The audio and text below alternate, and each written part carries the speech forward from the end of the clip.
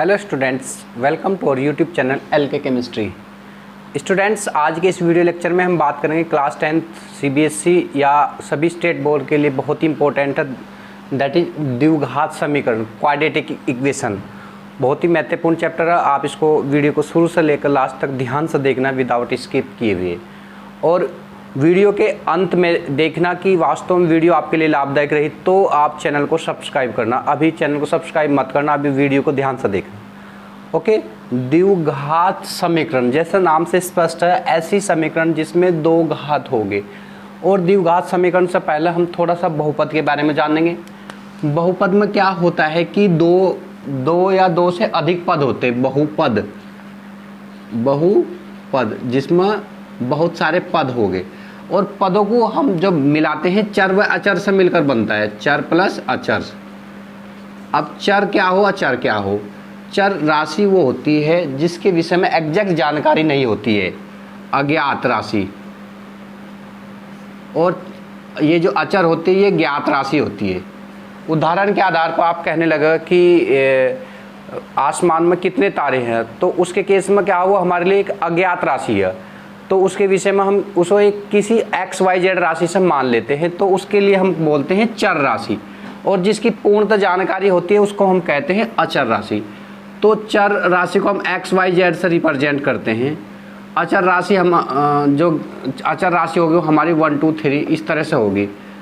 तो चर व अचर को मिलाने से क्या बनता है, पद प्राप्त होते हैं। पद क्या प्राप्त होते हैं? पद। और पदों की संख्या इसमें 1 2 3 हो सकते हैं। और पद जब 2 3 पद मिल जाते हैं तो उनको हम बोलते हैं बहुपद। और बहुपद में एक कंडीशन और होती है, चर की जो घात होती है उसके बाद बहुपद की घात के बारे में हम जानकारी प्राप्त करते हैं। सपोज करते हैं x+1, ये एक बहुपद है और इस बहुपद की घात कितनी है? 1, क्योंकि x की घात 1 है। और यदि हम कहने लगे x² + 1, ये भी एक बहुपद है और इसमें बहुपद में घात कितनी है? 2। 2 घात का क्या है? एक बहुपद है। क्लियर बात?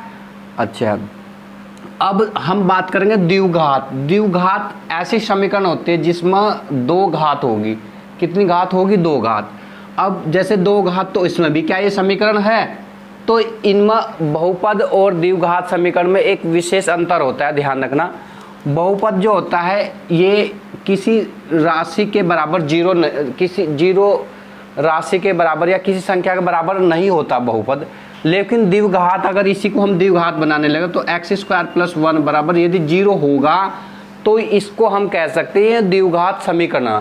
समीकरण और बहुपद में यही बेसिक डिफरेंस होता है कि समीकरण में वो बहुपद किसी संख्या के बराबर नहीं होता, जबकि द्विघात में उसको 0 या किसी संख्या के बराबर रखते हैं, तभी वो द्विघात समीकरण कहलाती है। समीकरण तभी होगी यदि वो किसी संख्या के बराबर होगी, अन्यथा वो समीकरण नहीं होगी। क्लियर है? अच्छा, हम बात करेंगे डिटेल में द्विघात की। तो द्विघात और बहुपद में अंतर स्पष्ट हो चुका होगा कि बहुपद राशि 0 के बराबर नहीं हो सकती, जबकि द्विघात 0 के बराबर होती है। और द्विघात में अधिकतम घात 2 होगी, बहुपद में घात कितनी भी हो सकती है। ओके। और बहुपद की परिभाषा में हम चर तथा अचर दोनों का संयुक्त रूप को कहते हैं, और जिसमें एक या एक से अधिक पद जुड़ जाते हैं उसको हम कहते हैं बहुपद। तो उम्मीद करता हूँ इसमें बहुपद का भी थोड़ा सा कंसेप्ट आपकी समझ में आया होगा और साथ में द्विघात का भी समझ में आया होगा। तो हम डिटेल में बात करेंगे द्विघात समीकरण के लिए। ओके, अब द्विघात समीकरण इस रूप में रहती है, जो इसका मानक रूप रहता है ax² + bx + c = 0। ये मानक रूप है हमारी द्विघात समीकरण का। और इसमें कंडीशन है a का मान 0 के बराबर नहीं होता। a का मान 0 के बराबर नहीं हो सकता। a b c क्या है? ये एक गुणांक है, स्टाइकोमेट्रिक कोएफिशिएंट बोलते हैं। इनकी वैल्यू 1 2 3 4 5 एक्सेट्रा इस टाइप से होते हैं। और कंडीशन है a का मान 0 के बराबर नहीं होना चाहिए। समझ में आएगी? तो इसको बोलते हैं द्विघात समीकरण। ax² + bx + c = 0 और x की इसमें अधिकतम घात कितनी? 2, इसलिए इसको हम कह रहे हैं द्विघात समीकरण। क्लियर बात? अच्छा, अब हम कुछ उदाहरणों के आधार पर समझ सकते हैं कि कौन सी द्विघात समीकरण होगी और कौन सी द्विघात समीकरण नहीं होगी। एक उदाहरण के आधार पर मैं कहने लगा, कोई ये खेत है और इस खेत की लंबाई चौड़ाई की इस खेत की जो लंबाई है चौड़ाई की तुलना में दुगनी है। इसकी डायग्राम को हम थोड़ा से बना देते हैं। ये है सपोज, इसकी लंबाई चौड़ाई की तुलना में दुगनी है, तो इसका क्षेत्रफल ज्ञात करो। तो अगर हम इसकी लंबाई चौड़ाई की तुलना में दुगनी कह दें, अगर इसको हम x मान लें तो ये 2x हो जाएगा।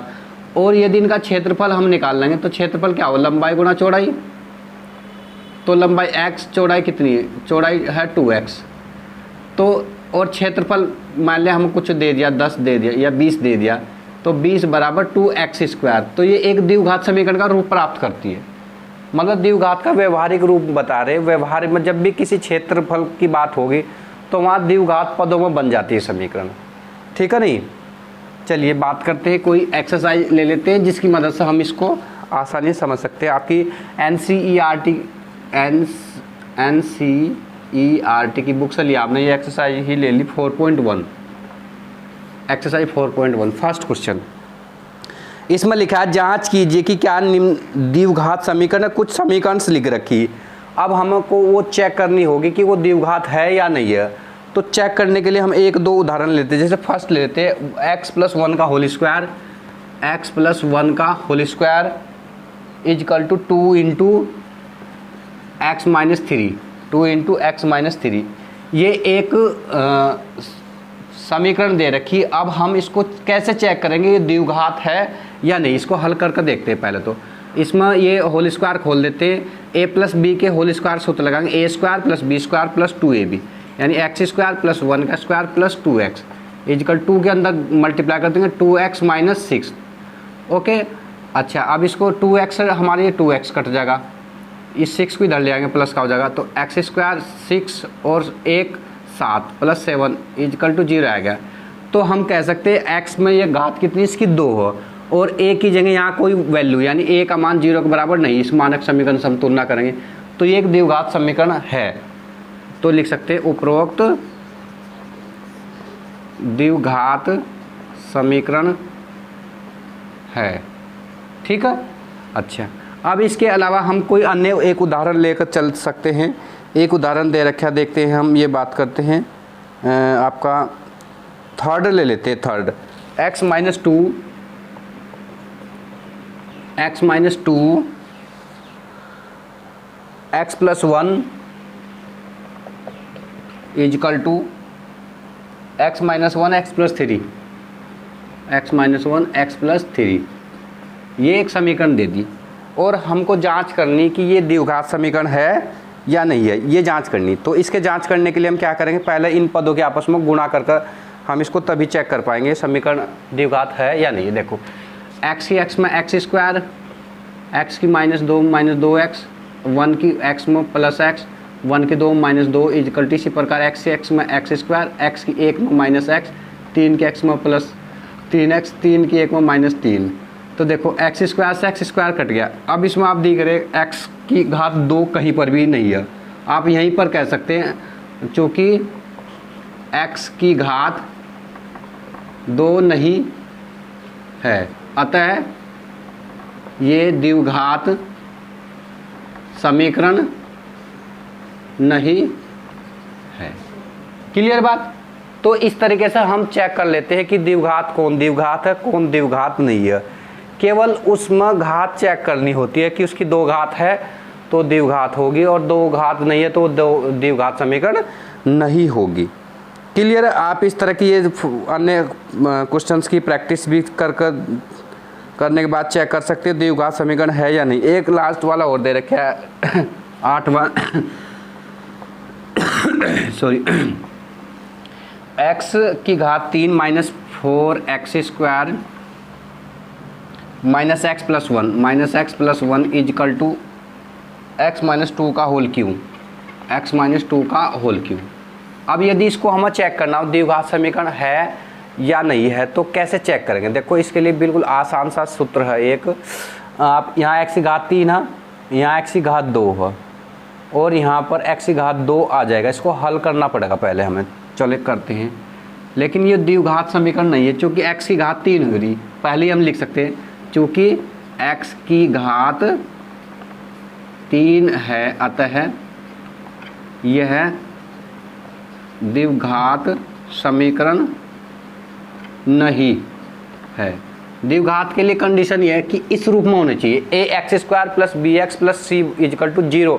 यदि ये रूप होता है तो द्विघात समीकरण होगी, यदि ये रूप नहीं होगा तो द्विघात समीकरण नहीं होगी। बिल्कुल हम इसी से तुलना करके बता सकते कि कौन सी द्विघात समीकरण हो और कौन सी द्विघात समीकरण नहीं है। क्लियर बात? अच्छा, हम अब इसी एक्सरसाइज कुछ अन्य प्रॉब्लम की बात कर लेते हैं, इनको नोट कर लेना आप। अन्य प्रॉब्लम के आधार पर देखते हैं कि क्या प्रॉब्लम हमसे पूछे जा रही। लिखा है कि निम्न स्थितियों को द्विघात समीकरण के रूप में व्यक्त की, केवल द्विघात समीकरण के रूप में व्यक्त करना। फर्स्ट क्वेश्चन दिया, एक आयताकार भूखंड का क्षेत्रफल 528 मीटर स्क्वायर है, क्षेत्र की लंबाई मीटर में, चौड़ाई दुगने से एक अधिक है, भूखंड की लंबाई चौड़ाई ज्ञात कीजिए। इसमें भूखंड की लंबाई और चौड़ाई ज्ञात करनी है, निम्न स्थिति में द्विघात समीकरण के रूप में व्यक्त करना, यानी द्विघात समीकरण के रूप में लिखना। केवल कोई भूखंड ऐसे है, कोई सपोज ना, क्वेश्चन में दिया हमको क्या दिया, क्षेत्र की लंबाई मीटर में चौड़ाई से, यदि लंबाई हमने मान ली, ये लंबाई हमने मान ली x माना, तो दिया है कि चौड़ाई दुगने से एक अधिक है। इसका दुगना कितना हो जाएगा, लंबाई का दुगना 2x से एक अधिक है, एक जोड़ दिया इसमें, और क्षेत्रफल दे दिया हमको कितना इसका 528 है। तो क्षेत्रफल का सूत्र लगा देंगे, क्षेत्रफल बराबर होगा लंबाई गुणा चौड़ाई। क्षेत्रफल दे दिया 528 इजकल टू लंबाई दे दी x, चौड़ाई दे दी 2x प्लस 1, x के अंदर मल्टीप्लाई करेंगे तो 528 इजकल टू आ जाएगा 2x स्क्वायर प्लस x। अब हम देख रहे या इसको इस मानक रूप में लिख सकते हैं, यानी 2x square plus x minus 528 बराबर 0। तो ये इस रूप में है, हमको इसी रूप में इसको व्यक्त करके दिखाना था द्विघात समीकरण के रूप में। क्लियर बात? अब इसको हल करने के बाद हम ये भी चेक कर सकते हैं लंबाई कितनी होगी, चौड़ाई कितनी होगी। ये चीज़ हम बहुपद में भी डिटेल में डिस्कस कर चुके होते हैं कि वहाँ पर गुणनखंड करने सीखते हैं कि कैसे गुणनखंड किए जाते हैं। ठीक है, अच्छा अब हम नेक्स्ट देखते हैं। लिखा है दो क्रमागत धनात्मक पूर्णांकों का गुणनफल 306 है।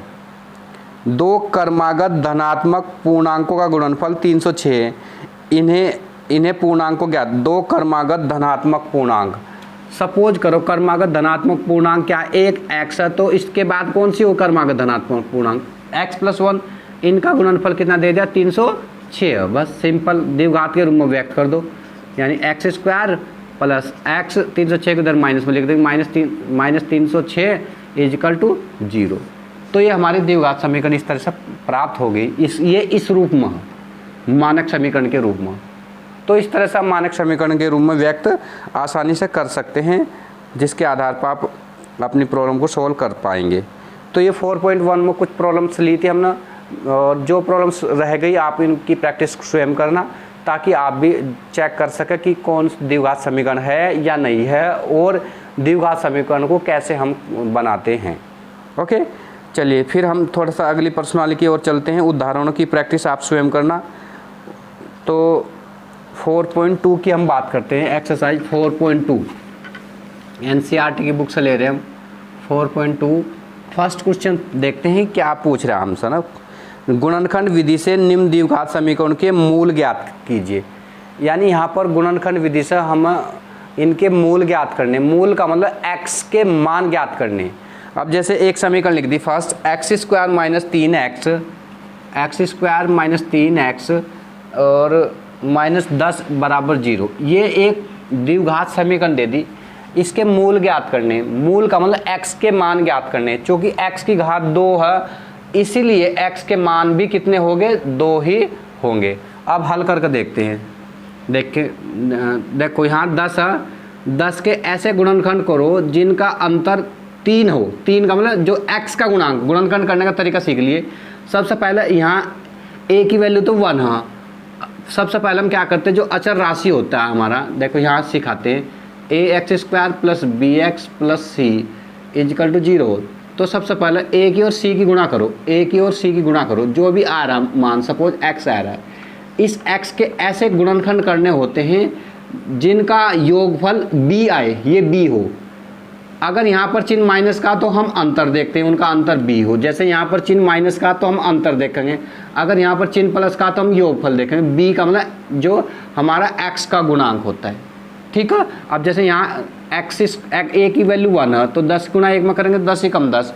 अब 10 कैसे गुणनखंड करते हैं, जिसका अंतर 3 हो, करते हैं तो कैसे करेंगे, 5 दूनी 10, 5 में से 2 घटाएंगे कितना बचेगा 3, ठीक है नहीं। तो हम लिखेंगे एक्स स्क्वायर माइनस 5 माइनस 2, ये 3 के स्थान पर लिख रहा है 5 minus 2 into x minus 10 equal to 0। देखो 2 पंजे 10, 10 के गुणनखंड करने थे हम, ठीक है। अब माइनस के अंदर गुणा करो और एक्स के भी अंदर गुणा करो, तो एक्स स्क्वायर माइनस 5x और minus minus plus 2x minus 10 equal to 0।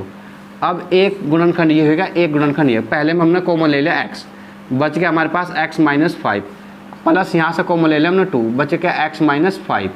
जब 2 से भाग देंगे तो 2 पंजे 10 हो जाएगा बराबर 0। अब पूरे में गुणनखंड, पूरे में कॉमन क्या x माइनस 5, यहाँ भी यहाँ पूरे में से कॉमन ले लेंगे x माइनस 5 और इधर से बच जाएगा हमारा x प्लस 2 बराबर 0। अब लिखते हैं यदि x माइनस 5 इजकल टू 0। देखो दो संख्या गुणनफल कब 0 के बराबर हो सकता है, या जब इन दोनों से कोई सी एक 0 होगी तभी दो संख्या गुणनफल 0 के बराबर होता है। तो हम मानते हैं यदि ये बराबर 0, x माइनस 5 बराबर 0, तो क्या हो जाएगा, x बराबर कितना आ जाएगा 5 आ जाएगा, यानी x का एक मान कितना आ जाएगा 5। और यदि इसको हम लेकर चलते हैं, यदि x प्लस 2 इजकल टू 0, तो x बराबर कितना आ जाएगा -2। तो इसके जो मूल ज्ञात करने थे वो ये हो गए, x की वैल्यू एक तो 5 होगी और एक होगी -2। इस तरह से हम गुणनखंड को हल करते हैं आसानी से। क्लियर है, आप इसको नोट कर लीजिए। अब ये एक्सरसाइज दी हमको, पहले का थर्ड क्वेश्चन दिया, इसमें दिया कि √2 into x square plus 7x plus 5√2 equal to 0, इसके गुणनखंड ज्ञात करने हैं। तो मैंने थोड़ा सा कॉम्प्लेक्स सा उदाहरण लिया आपकी सहूलियत के लिए ताकि आपको समझ आ सके। देखो अब इसको समझते हैं। मैंने कहा था a की और c की गुणा करते हैं, यानी a ये है c ये है, तो √2 गुणा 5√2, तो √2 की गुणा √2 में करेंगे 2 और 2 की गुणा 5 में करेंगे तो कितना आ जाएगा 10। अब 10 के ऐसे गुणनखंड करो, देखो यहाँ योगफल, जिनका योगफल 7 हो, तो 10 कैसे गुणनफल अभी हम कर रहे थे 5 दूनी 10, 5 और 2 7, तो इसके प्लेस पर हम क्या देखेंगे 5 इंटू 2, 5 प्लस 2 लिखेंगे √2 एक्स स्क्वायर प्लस 5 प्लस 2, 5 दूनी 10, 5 और 2 7 into x plus 5√2 equal to 0। Clear है। अब इस x के अंदर गुणा करो तो ये होगा √2 x square plus 5x plus 2x plus 5√2 equal to 0। इसको इसके साथ जोड़ा बना लेते हैं, इसका जोड़ा इसके साथ बना लेते हैं, है ना। तो √2 x square plus 2x plus 5x plus 5√2 equal to 0। Clear है, हमने जोड़ा इस तरीके से सेट कर लिया, क्योंकि इसमें कॉमन आ जाएगा ना, इसमें कॉमन आ जाएगा, इसमें कॉमन क्या है √2 कॉमन आ जाएगा, √2 कॉमन आ जाएगा, √2x कॉमन ले लेंगे हम, तो यहाँ से √2x कॉमन लेंगे, यहाँ बच जाएगा x प्लस। अब देखो 2 को √2 से भाग करें, 2 ऐसे 2 बटे √2, तो 2 क्या लिखते हैं हम √2 गुणा √2 में गुणा होता है करते हैं तो 2 बचता है अपॉन √2 से √2 कर दे, कितना बचेगा √2 बच जाएगा, यानी बचे यहाँ √2, x तो कॉमन में बाहर आ ही गया, ओके। प्लस यहाँ कॉमन क्या लेंगे 5, तो बचा क्या x प्लस √2 इजकल टू 0। पूरे में x प्लस √2 कॉमन ले लेंगे, यहाँ पर भी है और यहाँ पर भी, पूरे से कॉमन ले लेंगे, x प्लस √2 हमने क्या ले लिया कॉमन ले लिया, बचे क्या √2x प्लस 5 बच गया। क्लियर है, इजकल टू 0। अब लिखेंगे यदि x प्लस √2 इजकल टू 0, तो x बराबर आएगा -√2। समझ में आ रही बात भाई। इन दो ये फैक्टर है, इन दोनों में 0 के बराबर तभी होगा जब इन दोनों में से कोई एक 0 के बराबर होगा, तो हमने पहले इसको मान लिया 0 के बराबर, तो यहाँ से x का मान निकल गया -√2। अब इसको हम 0 के बराबर मान लेंगे, यानी √2x प्लस 5 इजकल टू 0। यदि तो क्या होगा, तो √2x इजकल टू आ जाएगा, 5 उधर जाएगा माइनस का हो जाएगा, और x इजकल टू आ जाएगा -5/√2। तो ये दो x के मान आएंगे, एक तो -√2 आएगा और एक आएगा -5/√2। इस तरह से आप आसानी से गुणनखंड कर सकते हैं। ऐसा उदाहरण बनने के चांस है पेपर में कि बन जाए। थोड़ा सा कठिन सा लगता है देखने में, कठिन है नहीं वास्तव में, आसान है अगर थोड़ा सा कंसेप्ट समझ में आते हो। क्लियर? तो ये हमने एक एग्जाम्पल लिया। अब हम लेकर चलते हैं कुछ एक्सरसाइज के क्वेश्चंस ताकि आप उनकी प्रैक्टिस कर सकें। एक प्रॉब्लम और ले लेते हैं, इसी में से दे रखा है ना आपको, जैसे ये फोर्थ दे रखा है,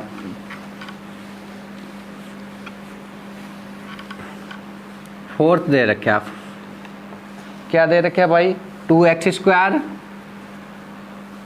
माइनस एक्स प्लस 1/8 बराबर 0। अब देखो इसको थोड़ा सा सिंप्लीफाई करना, पहले इस रूप में कन्वर्ट करना हमको इसको ना, इस 8 गुना इसमें भी होगी इसमें भी होगी, यानी 8 दूनी 16x² माइनस 8x प्लस 1/8 बराबर 0। ठीक है, इस तरह से करते हैं। 8 की गुणा 0 में करेंगे, इसी गुणा इसमें करेंगे तो ये 0 हो जाएगा। 16x² माइनस 8x प्लस 1 बराबर 0। अब ये हमारा इस रूप में कन्वर्ट हो गया। अब 1 की गुणा 16 में करेंगे तो गुणा होगा 16। 16 कैसे गुणनखंड करने, जिनका योगफल 8 हो, तो 8 दूनी नहीं 4 चौक 16, 4 और 4 8 हो जाएगा। तो गुणनखंड हमारे ऐसे हो जाएंगे 16x² प्लस 4 यहाँ चिन्ह है माइनस का, इंटू x प्लस 1 बराबर 0। तो 16x² माइनस के अंदर गुणा करेंगे, x की गुणा करेंगे, minus 4x plus 1 is equal to 0। एक गुणनखंड ये होगा हमारा, एक गुणनखंड ये होगा। पहले में हमने कॉमन ले लिया 4x, तो बच जाएगा 4x माइनस 1 कॉमन ले लेंगे तो 4x माइनस 1 इजिकल टू 0। अब देख रहे 4x माइनस 1 यहाँ पर भी है, यहाँ पर भी, तो 4x माइनस 1 और ये 4x माइनस 1 ये भी है, 4x माइनस 1 बराबर 0। दोनों कॉमन, दोनों चीज़ एक ही है, तो हम लिख सकते हैं यदि 4x माइनस 1 इजिकल टू 0 तो 4x इजिकल टू माइनस 1 की जगह ये प्लस हो जाएगा और x इजिकल टू हो जाएगा 1/4 इंटू 1/4, क्योंकि दोनों चीज़ एक ही है। तो x के दो मान आएंगे 1/4। क्लियर बात? तो ये इसका आंसर होगा। इस तरीके से हम आसानी से कर सकते हैं। अब हम बहुत ही इंपॉर्टेंट सवाल लेकर चलते हैं, इसको नोट कर लेना आप।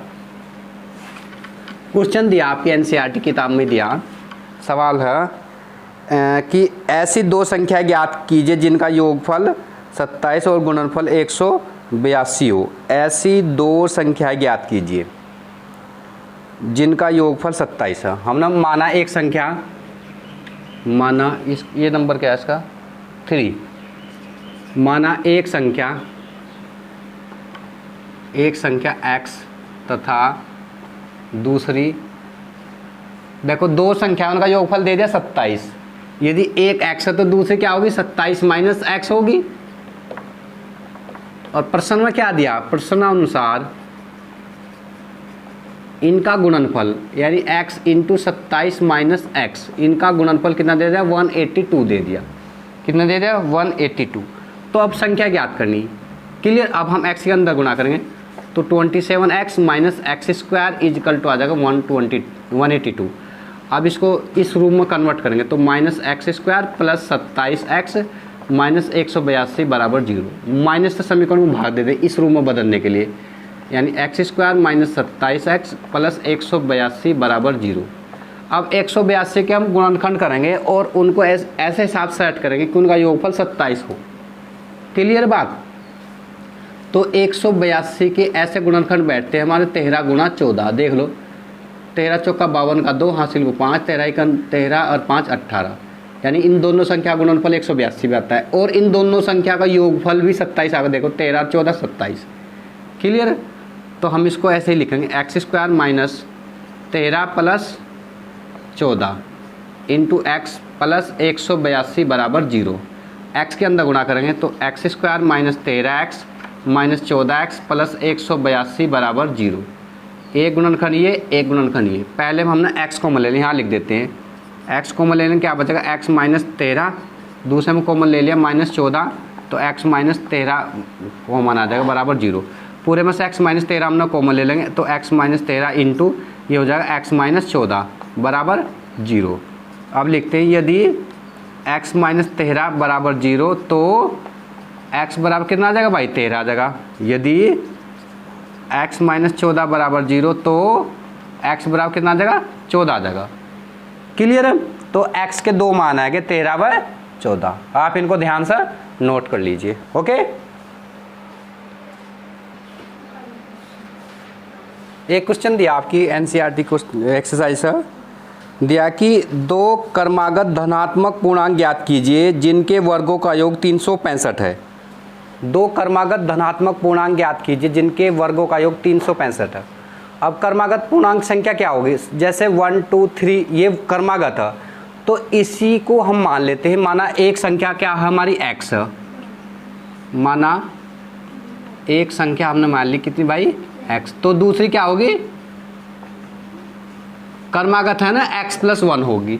अब प्रश्न में क्या दिया, प्रश्नानुसार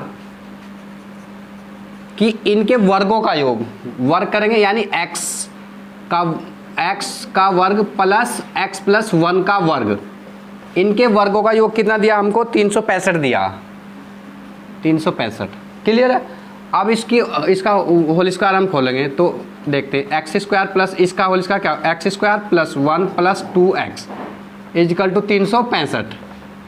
अब x में x जोड़ देंगे तो 2x² + 2x और 365 को लेफ्ट साइड में लाएंगे एक प्लस का, तो माइनस के 364 हो जाएगा बराबर 0। अब दो से हम पूरी समीकरण को भाग कर सकते हैं यहाँ पर, तो आगे क्या x² + x माइनस 2 से भाग करें 2 × 2 2 × 6 2 2 4 = 0। अब आ गया हमारे पास 132। अब 132 के हम गुणनखंड करने ताकि उनका अंतर कितना हो 1, उनका अंतर कितना हो 1। अब इसको हम थोड़ा सा ऐसे करके देख सकते हैं, 132 को ना 2 से काटते, 2 × 12 2 × 2 61 आएगा। अच्छा, अब हम इसको देखते हैं,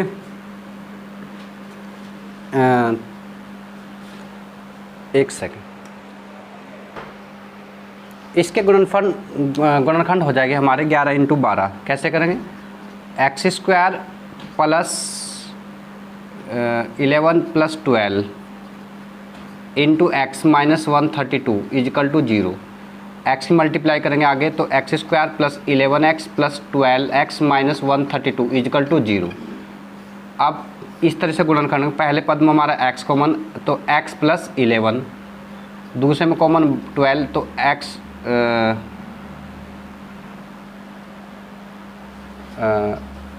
x माइनस, एक सेकेंड, माइनस को माइनस में आया था ना, माइनस में आएगा, इनका डिफरेंस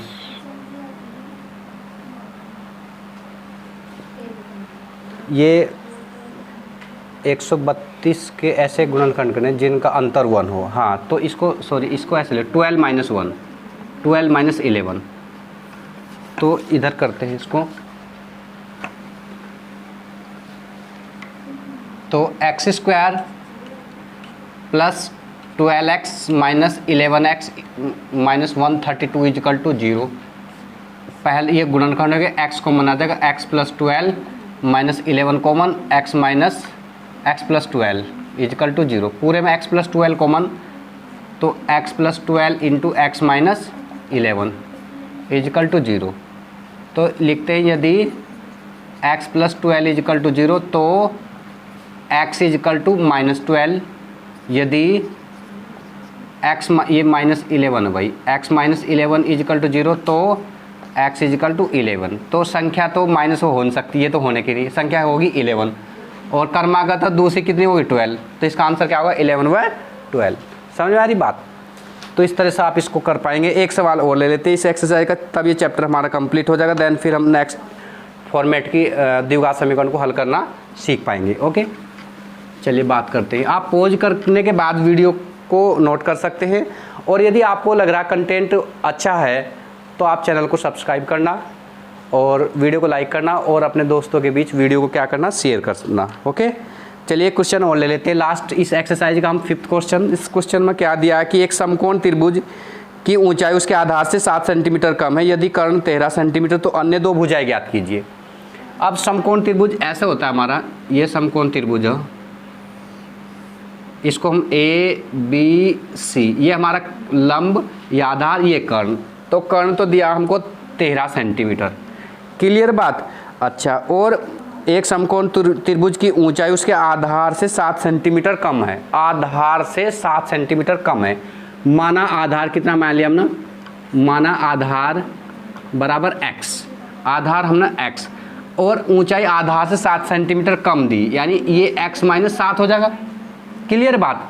अब इसमें हम क्या लगाएंगे, पाइथागोरस प्रमेय लगाएंगे। पाइथागोरस प्रमेय क्या कहती है कि कर्ण का वर्ग बराबर लंब का वर्ग प्लस आधार का वर्ग। कर्ण कितना हमारा 13, 13 का स्क्वायर इजकल टू लंब कितना हमारे पास x माइनस 7 का होल स्क्वायर प्लस आधार कितना भाई x का होल स्क्वायर। अब इसको सिंप्लीफाई करेंगे हम, तो 13 का स्क्वायर 169 इजकल टू इसका होल स्क्वायर खोलेंगे x square plus 49 minus 14x plus x square. x को ऐड कर लेंगे कितना जगह 2x स्क्वायर माइनस 14x और ये 149 इधर माइनस मक ले लेंगे 169 माइनस 49 इस तरह से लिख देंगे ना। इसको लेस कर लो, 49 लेस करेंगे 0 2 120 आ गया, तो हमारा आएगा 2x स्क्वायर माइनस 14x बराबर 120। 120 को इधर ले आएंगे यानी 2x square minus 14x minus 120 बराबर 0। 2 से समीकरण को भाग दे सकते हैं, तो ये हो जाएगा x square minus 7x minus 60 equal to 0। अब ये द्विघात समीकरण बन गई, इसको आप आसानी से हल कर सकते हैं गुणनखंड विधि से। ओके, तो ये हमारा चैप्टर इस तरह से फिनिश होता है और अगले हम वीडियो लेक्चर में बात करेंगे द्विघात समीकरण को पूर्ण वर्ग विधि से हल करना। आप इसको स्वयं करना। यदि ये गुणनखंड आप नहीं सोल्व कर पाए तो आप कमेंट सेक्शन में कमेंट करना कि ये प्रॉब्लम नहीं हुई, तो हम उस कमेंट को रीड करने के बाद अगली वीडियो में आपकी इस प्रॉब्लम का सॉल्यूशन दे पा सकते हैं। ओके, यदि वीडियो अच्छी लगी तो प्लीज़ चैनल को लाइक सब्सक्राइब और दोस्तों के बीच शेयर करना। Okay, thank you.